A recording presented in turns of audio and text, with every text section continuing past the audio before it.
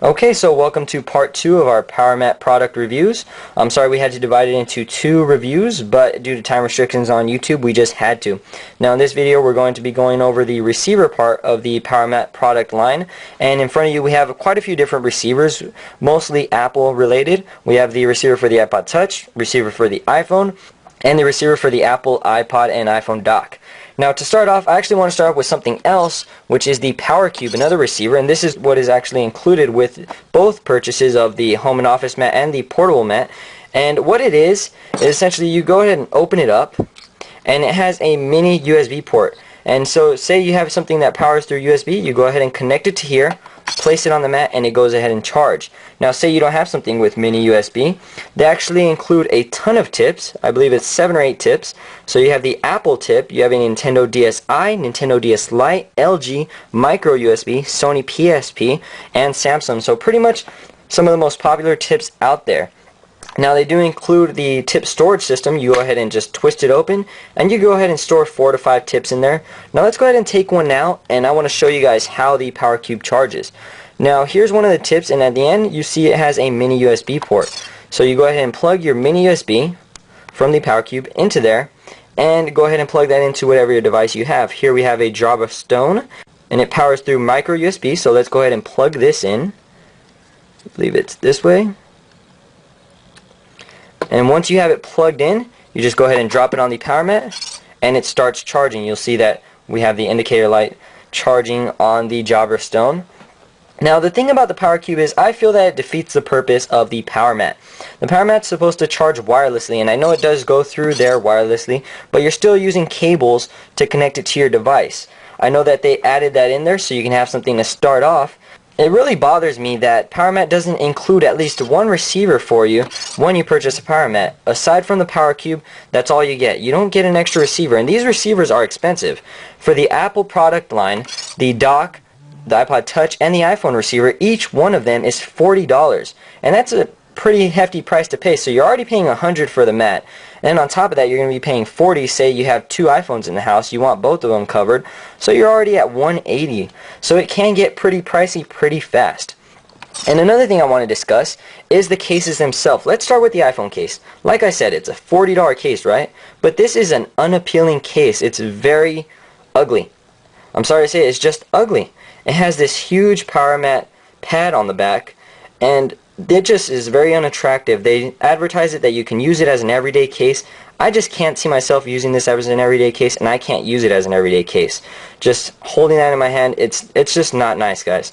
Now, if it was flush with the case itself, like the Nintendo DSi and the Nintendo DSi Lite, those have the pad flush with the case, and that's actually nice. I wouldn't mind the case being a bit bulkier as long as that would be flush with it, but it doesn't happen to be that way. That's how they made them. So it's a pretty unattractive case for $40. Aside from that, the camera cutout is fine, and the case itself isn't bad. The feel on it is a very soft feel to it. It's a nice little quality feel. Now it doesn't cover up any of the chrome, and on the bottom you have your speaker hole cut out right there, and it does have a little micro USB port where you can charge, and they do provide you with a sync cable so you can sync as well.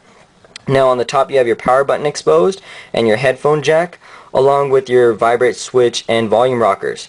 Now another unattractive thing about these cases is taking them off. These cases are extremely hard to take off, the iPhone case and especially the iPod Touch case. Trying to take them off is very difficult, and I've actually had problems with it hitting up against my volume rockers, and I get kind of worried sometimes that it's going to end up damaging them. So I wouldn't advertise this as an everyday case, and I probably wouldn't recommend getting one of these cases.